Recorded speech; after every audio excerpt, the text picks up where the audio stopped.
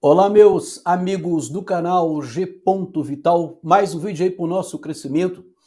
Bom, gente, em primeiro lugar, eu queria dizer que esse é o primeiro vídeo que eu estou fazendo depois dessa crise que eu tive aqui de dengue, né? Toda a minha família aqui foi atacada aí pela dengue, mas estamos aí superando e eu queria primeiro, antes de tudo, agradecer a Deus pela recuperação e agradecer a cada um de vocês, né, que orou por nós, que deixou aí sua mensagem de apoio, suas dicas aí de alimentação, de médicos explicando muita coisa importante sobre como superar essa fase.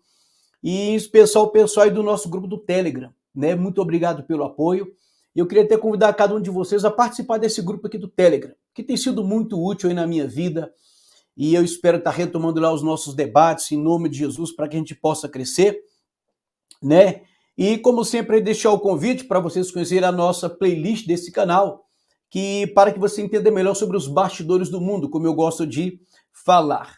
Bom, gente, eu queria iniciar o vídeo de hoje e eu queria deixar uma palavra, uma contribuição que eu acho que vai ser útil sobre essa questão dessa famosa música que está aí no auge do debate sobre o evangelho de fariseus, né? O evangelho dos fariseus ou o evangelho de fariseus.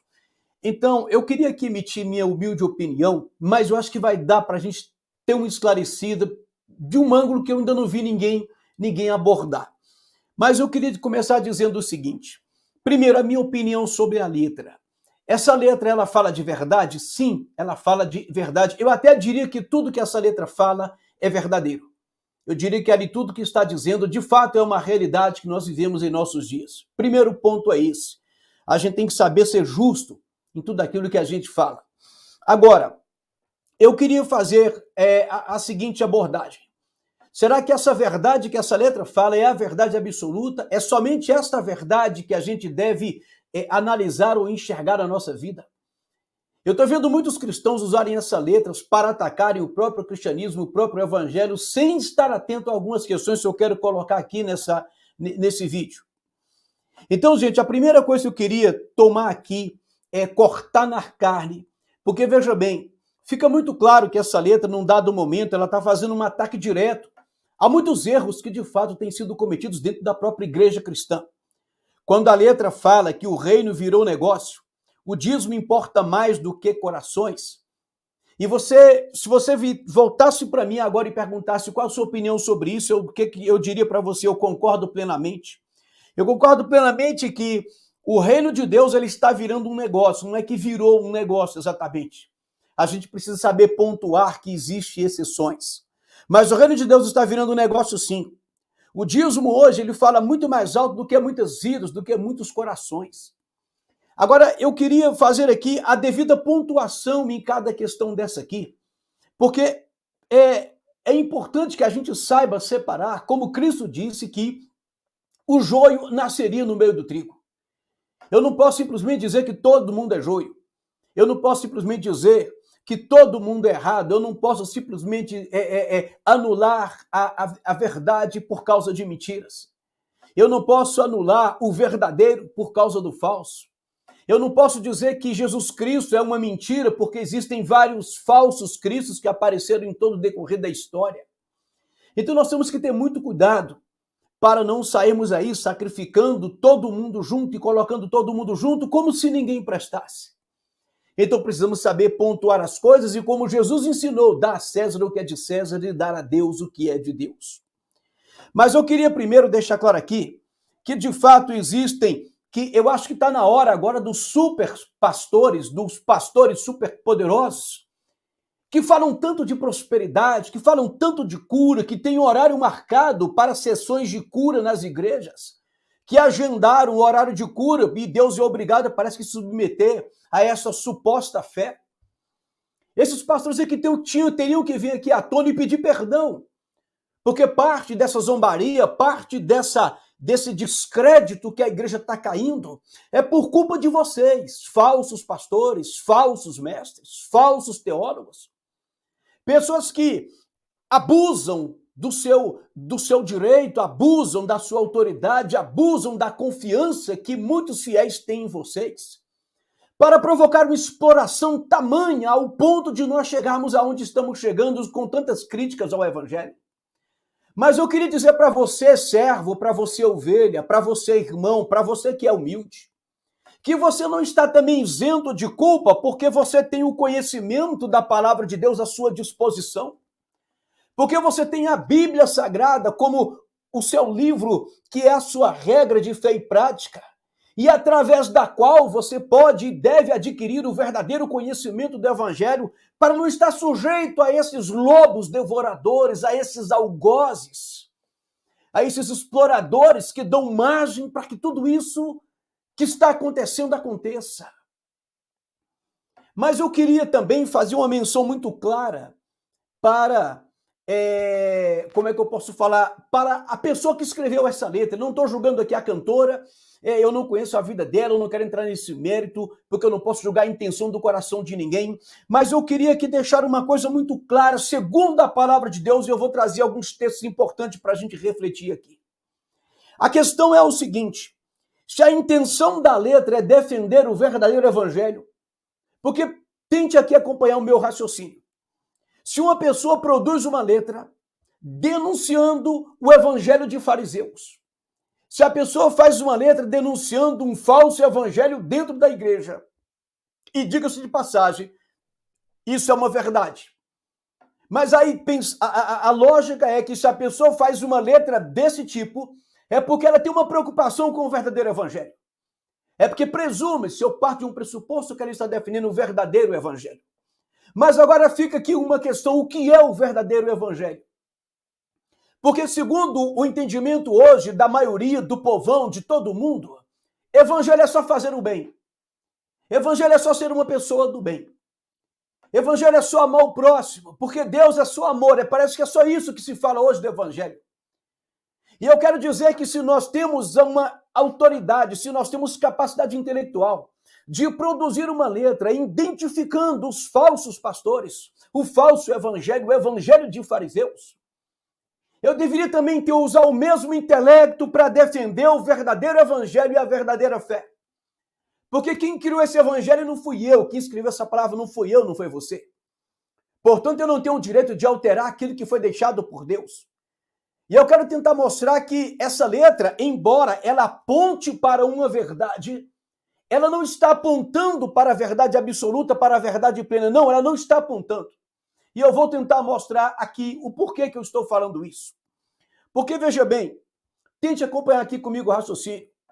Segundo o mundo hoje, Jesus Cristo é amor. Jesus Cristo é paz. Jesus Cristo é bondade. Então tudo vale em nome desse amor de Jesus Cristo. Mas eu queria perguntar para você que se dói pelo verdadeiro evangelho. Você que de fato pega uma letra como essa, e nós devemos sim dar as mãos a essa letra. Nós devemos sim concordar com esta letra. Nós devemos sim pegar essa letra e aproveitar o momento para fazer uma autorreflexão da nossa fé, do nosso evangelho, para pedir a Deus que toque no coração desses pastores exploradores que ou eles abandonem a fé, ou eles se convertam de verdade, porque se eles não se arrependerem, eles já estão condenados ao inferno por profanarem a palavra de Deus. Mas essa letra é uma oportunidade da gente fazer essa autorreflexão. Mas, ao mesmo tempo, é uma oportunidade da gente tentar trazer à tona, tentar trazer aqui uma consciência à sociedade do que é o verdadeiro evangelho. E eu queria mostrar para vocês que evangelho não é apenas ser alguém do bem, não é isso que a Bíblia propõe. A palavra evangelho significa a boa mensagem, a boa notícia. E do que a Bíblia está falando? A Bíblia está falando de que o Messias que foi tão prometido pelos profetas do Antigo Testamento, o Messias que veio resgatar e veio restaurar a comunhão entre Deus e os homens que estavam separados por causa do pecado. E a mensagem do pecado é uma mensagem bíblica. Não há como se falar de evangelho sem falar de pecado. E a Bíblia vai dizer que então Deus, ele manda o seu filho para morrer numa cruz, para que ali fosse aplicada a justiça de Deus. Porque o homem tinha uma dívida com Deus impagável. O homem não tinha como quitar essa dívida com Deus, não havia como o homem fazer nada para se aproximar de Deus, porque o homem é pecador e Deus é santo. Então Deus resolve esse problema como? Mandando o seu filho que é santo para morrer no lugar de pecadores, porque um pecador não podia morrer no lugar de pecador. Então Deus envia seu filho para morrer em nosso lugar, a fim de nos resgatar da escravidão do pecado. E quando Jesus morre por nós, então ele nos resgata, ele paga um preço que eu não dava conta de pagar. Jesus, ele pagou um preço que você não poderia pagar, que nós não tínhamos condições de pagar. Então foi um sacrifício substitutivo. Jesus me substituiu porque eu estava condenado à morte, eu estava condenado ao inferno. Então Deus, ele resolve esse problema mandando o filho dele morrer no meu lugar. E ali a justiça de Deus, ela é aplicada sobre o pecado, de forma que o meu pecado, ele não passou impune, mas ele foi pago. A minha dívida com Deus foi paga através da morte de Jesus Cristo. E Jesus Cristo passa a ser o mediador entre eu e Deus. Ele passa a ser o mediador entre a igreja e Deus. Mas a Bíblia aponta que é necessário que eu acredite pela fé nesse sacrifício e que eu aceite pela fé esse sacrifício. Porque somente pela fé eu posso acreditar e eu posso viver essa nova vida que foi agora, vamos dizer assim, que ela foi alcançada por Jesus Cristo. Ela foi alcançada a meu favor. E a Bíblia chama isso de justiça de Deus. O grande problema é que hoje as pessoas falam de evangelho, as pessoas falam de Jesus Cristo, mas elas não consideram mais a ideia do pecado. As pessoas, em nome de uma liberdade, em nome de uma felicidade, elas podem viver e fazer o que ela quer, porque o mundo mudou. E assim nós estamos anulando também a verdade do evangelho. E é esse ponto que eu queria chegar para mostrar para vocês que se existe uma letra que denuncia os falsos pastores, o falso evangelho, a gente precisa então entender que essa letra ela precisa também defender o verdadeiro evangelho, é a verdadeira mensagem do evangelho. Eu queria trazer um texto aqui da palavra de Deus, que está no livro de Romanos, no capítulo 1. Paulo falando sobre Jesus Cristo. Esse livro de Romanos talvez seja o livro mais profundamente teológico para que possamos entender essa questão da salvação. É claro que esse vídeo aqui é para você que ainda se interessa por esses assuntos, para você que quer fazer um comentário justo. Então veja bem, Paulo vai dizer que, falando sobre Jesus, ele vai dizer: por meio dele e por causa do seu nome, recebemos graça e apostolado para chamar dentre todas as nações um povo para a obediência que vem pela fé. Primeiro ponto que eu queria chamar a atenção aqui é que se hoje não se fala mais de obediência a Jesus Cristo, se hoje não se pode falar mais de santidade, porque o homem é livre para fazer absolutamente o que ele quiser. A palavra de Deus, o verdadeiro evangelho, está me dizendo que por meio do nome de Jesus Cristo, e somente por meio do nome dele é que o homem pode ser salvo. Mas Paulo está dizendo que é por meio do nome dele que os apóstolos receberam uma graça e o apostolado para chamar dentre todas as nações um povo para a obediência, uma obediência que vem pela fé. Meu querido, eu queria dizer para você que a Bíblia deixa muito claro que o evangelho propõe que há um chamado para nós, para uma vida de obediência. Não é como eu quero viver. Não é fazer do meu corpo aquilo que eu quero. Não é viver os meus prazeres assim como eu acho que devo viver. Mas a Bíblia é muito clara e o verdadeiro evangelho fala que Deus está chamando um povo para a obediência. Eu quero dizer para você que não adianta denunciar parte do erro se a gente não também colocar a verdade como ela é. Nós somos chamados para a obediência segundo a palavra de Deus e isso é o evangelho pleno e isso é o evangelho correto. Não é o evangelho do oba-oba, não é o que eu faço o que eu quero, não é que a vida é minha, não é que o corpo é meu e eu faço o que eu quero e tudo está valendo e Deus me ama a si mesmo. Não é ser chamado para ser rico, não é ser chamado para não adoecer, não é nada disso que estão fazendo com o evangelho, está tudo na verdade errado, mas a Bíblia diz que há um chamado para a obediência. Isto é evangelho. Paulo vai seguindo no seu raciocínio aqui, eu vou cortar muito por causa do tempo, mas Paulo vai chegar aqui no versículo 16 e vai dizer: eu não me envergonho do evangelho, porque ele é o poder de Deus para a salvação de todo aquele que nele crê, primeiro do judeu e depois do grego. Mas Paulo está dizendo que eu não me envergonho deste evangelho, E é isso que eu queria que você entendesse, que não adianta falar de evangelho de fariseu, se eu não falo de evangelho de santidade. Se eu falo de evangelho de fariseu, por mais que a denúncia seja correta, como foi na letra da música, como foi justa. Mas se eu não falo do evangelho da salvação, eu também não estou pregando o evangelho como ele é, o evangelho na sua plenitude. E Paulo vai falar sobre o poder de transformação desse evangelho. E ele vai dizer, eu não me envergonho do evangelho, porque ele é o poder de Deus para a salvação. Paulo está dizendo, ninguém vai ser salvo se não for através do evangelho. Porque não há como falar de evangelho, não há como falar de evangelho se não falarmos de pecado, se não falarmos de arrependimento, se não falarmos de mudança de vida, se não falarmos de salvação, se não falarmos, enfim, de todas as coisas que correspondem à ideia de evangelho de boa nova. Porque a mensagem das boas novas, a boa mensagem era que o homem estava perdido e vencido e derrotado e escravizado pelo poder do pecado. O homem era apenas um boneco na mão de Satanás, mas Deus envia seu filho e resgata o homem deste poder para que o homem alcançasse uma nova vida em Cristo Jesus. Isso é a mensagem do evangelho. E Paulo vai dizer, eu não me envergonho disso, porque isso é o poder de Deus para a salvação. E Paulo vai dizer no versículo 17, porque no evangelho é revelada a justiça de Deus. Uma justiça que do princípio ao fim é pela fé. Como está escrito, o justo viverá pela fé. Você está compreendendo a riqueza do que Paulo está ensinando?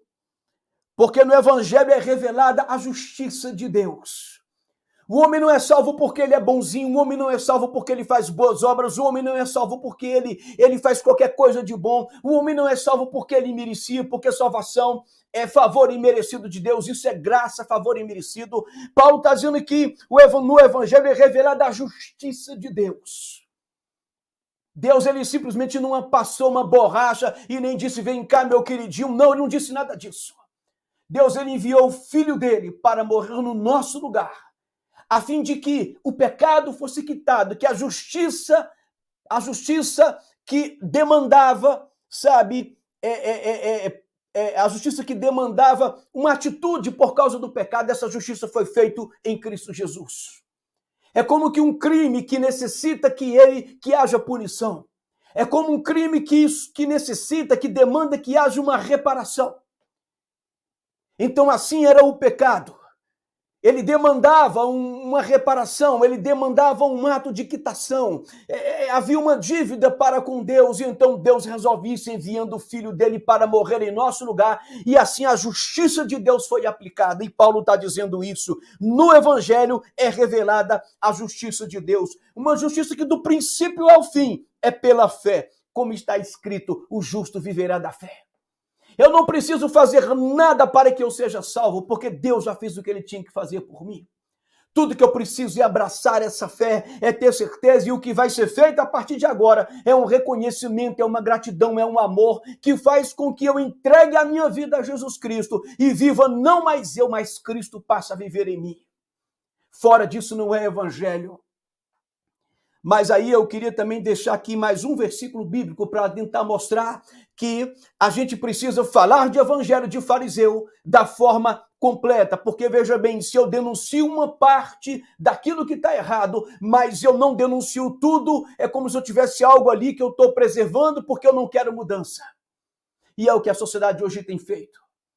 A sociedade tem vivido apenas o evangelho como lhe interessa, como lhe apraz, como querem interpretar a Bíblia. A Bíblia está sendo escorraçada porque convém a cada um viver como quer. Isso também é evangelho de fariseu. Paulo vai dizer aqui no versículo 18, portanto, a ira de Deus é revelada dos céus contra toda impiedade e injustiça dos homens que suprimem a verdade pela injustiça. Você está compreendendo o que Paulo está dizendo? Que a ira de Deus é revelada dos céus. A ira é revelada contra quem? Contra toda impiedade e injustiça dos homens que suprimem a verdade pela injustiça. É isso que essa sociedade está fazendo. Suprimindo a verdade do evangelho pela injustiça. fazendo com que a injustiça ela suprima a verdade de Deus. E Paulo está dizendo que a ira de Deus é revelada dos céus contra todo tipo de impiedade e injustiça. Destes homens que suprimem a verdade. E Paulo vai dizer aqui que ninguém será tido por inocente, que Deus não terá ninguém por indesculpável. Sabe por quê? Porque Paulo vai dizer no versículo 25, porque o homem teve a oportunidade de conhecer de Deus a verdade. Mas Paulo vai dizer no versículo 25 que eles trocaram a verdade de Deus pela mentira. Trocaram a verdade de Deus pela mentira e adoraram e serviram mais os seres criados. Ou seja, a criatura em lugar do Criador, que é bendito para sempre. Amém. Paulo vai dizer, ninguém será indesculpável. Porque o homem, ele trocou a verdade de Deus pela mentira. O homem suprimiu a verdade de Deus, que é isso que tem sido feito hoje. Deus, o mundo mudou, as coisas mudaram, Deus é amor. E esquecem que existe uma questão de justiça. Quando a gente fala de evangelho, existe uma questão de pecado quando a gente fala de evangelho. A nossa salvação custou a morte do Filho de Deus. E as pessoas simplesmente, como diz o autor aos Hebreus, elas pisam no sangue do Filho de Deus todos os dias. Porque simplesmente as pessoas olham hoje e dizem não há mais pecado. Não há mais pecado. A partir do momento que nós temos o direito de fazermos o que quisermos com os nossos corpos, de desfrutarmos como quisermos dos nossos prazeres, significa dizer que não existe mais conceito de pecado. Se não existe mais conceito de pecado, logo não existe mais conceito de evangelho. E aí eu pergunto, que tipo de evangelho é esse que está sendo pregado aí? Seja por quem for, evangelho de fariseu. Seja de um lado, seja do outro, evangelho de fariseu. Porque ou o evangelho é o evangelho na sua plenitude, ou o evangelho não é mais evangelho. Nós não temos o direito de suprimir a verdade do evangelho, nós não temos o direito de pregar um outro evangelho que não seja esse, porque o próprio apóstolo Paulo, quando ele escreve a sua carta aos Gálatas, ele vai dizer que se um anjo descer do céu e anunciar outro evangelho que não seja este que nós temos pregado, Paulo vai dizer que esse anjo seja amaldiçoado, que ele seja anátema. E eu pergunto, com que autoridade nós estamos aí propondo a mudança do evangelho, a atualização da Bíblia, a negação da Bíblia Sagrada, que o homem tem direito de fazer o que ele quiser simplesmente porque os tempos mudaram. Eu pergunto, é este povo que está falando de evangelho de fariseu? Este povo, será que de fato está preocupado com o verdadeiro evangelho? Olha, eu quero aqui seguir dizendo o seguinte: eu estou de mãos dadas com todos aqueles que estiverem denunciando esses falsos pastores que estão abusando, da sua inteligência, que estão roubando a igreja, que estão envergonhando o evangelho, que estão dando margem para que tudo isso que aconteça aí, de fato, esteja acontecendo. Eu estou de mãos dadas com você, sim. Eu só queria que você pregasse o evangelho como ele é, na sua plenitude. Que você anunciasse o verdadeiro evangelho da salvação, o evangelho que fala de pecado, o evangelho que fala de arrependimento, que fala de mudança de vida, que fala de santidade, que fala de renúncia, que fala de carregar a sua cruz. Porque o evangelho não é só o que as pessoas têm dito aí, não. Portanto, eu quero dizer que se a letra da música pretende defender o verdadeiro evangelho, então que defenda o verdadeiro evangelho, que pregue o evangelho na sua plenitude, como ele deve ser pregado. Outra coisa que eu queria deixar muito claro aqui é que eu fico preocupado quando a gente ouve falar assim sobre hipocrisia, sobre farisaísmo, evangelho de fariseus. Jesus Cristo, quando ele falou sobre os fariseus, ele na verdade não estava lutando contra os fariseus, mas ele estava denunciando um sistema, uma liderança que tinha muita rigidez em cobrar, que impunha um sistema religioso tão rígido, mas que não tinha amor suficiente para ajudar as pessoas a carregarem o fardo, a lutarem com seus próprios problemas.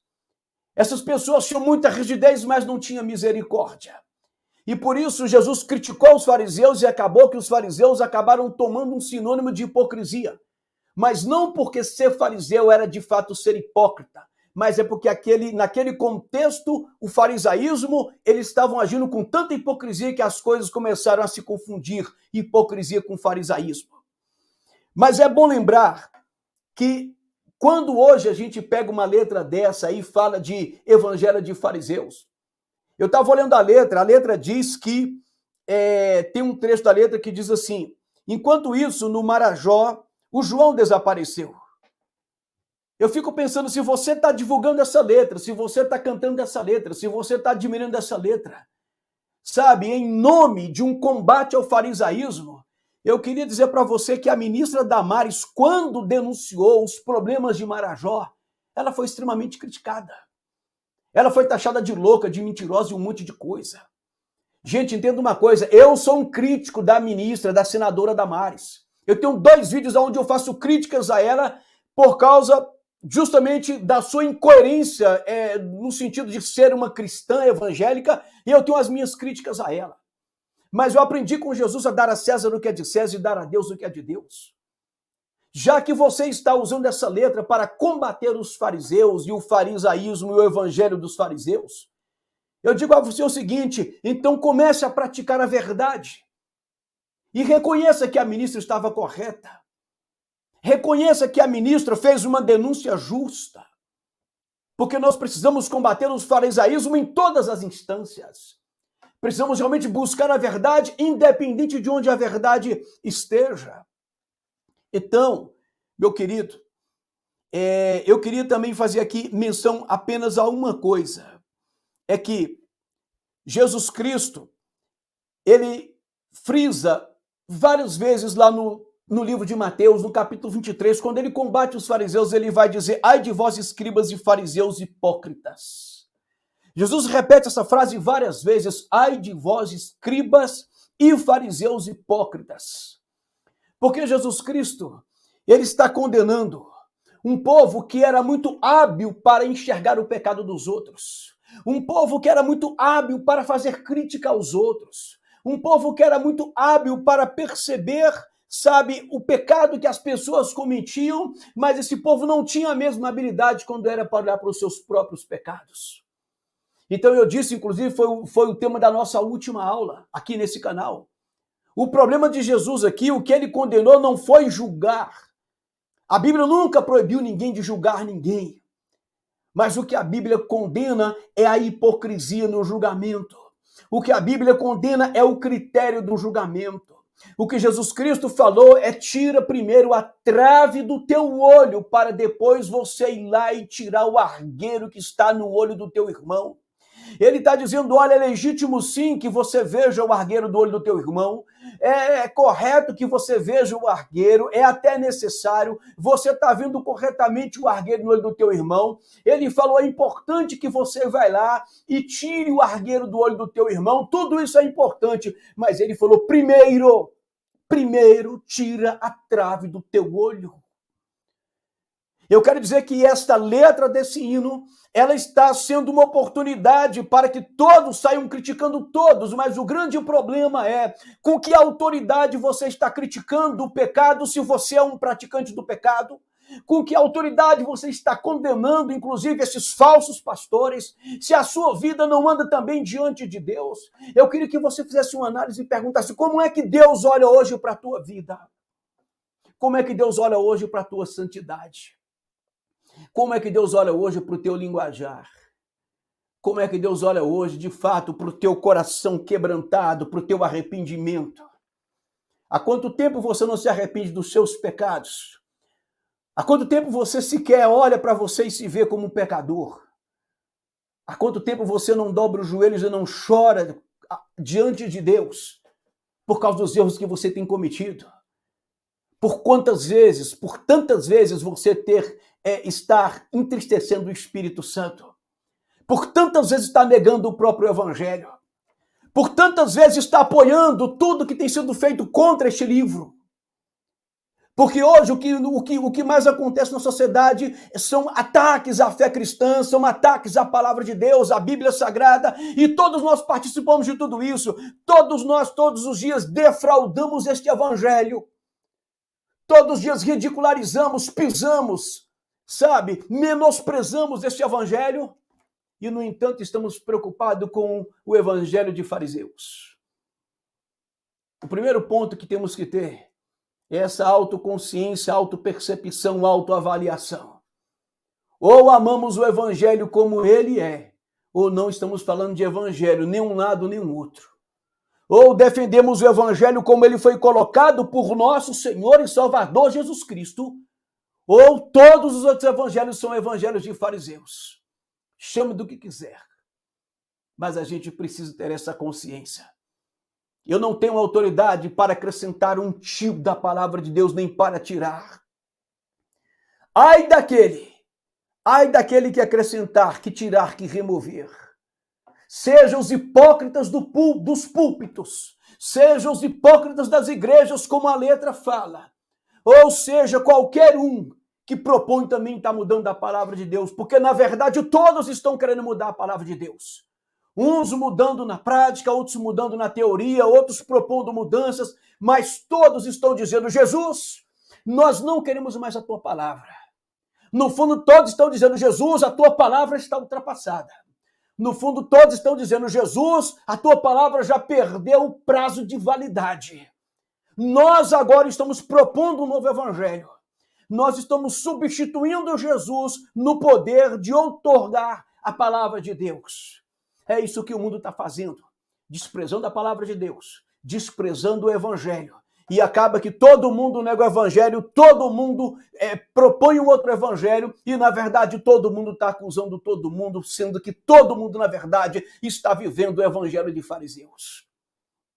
Ou a gente se volta para a palavra de Deus, ou, na verdade, estamos todos perdidos. Que Deus tenha misericórdia de nós. Que Deus tenha misericórdia dessa sociedade que está atolada no pecado e não enxergou. Que Deus tenha misericórdia dessa sociedade que virou as costas para Jesus há muito tempo e ainda não percebeu. Que Deus tenha misericórdia de todos nós. Que Deus abençoe a todos.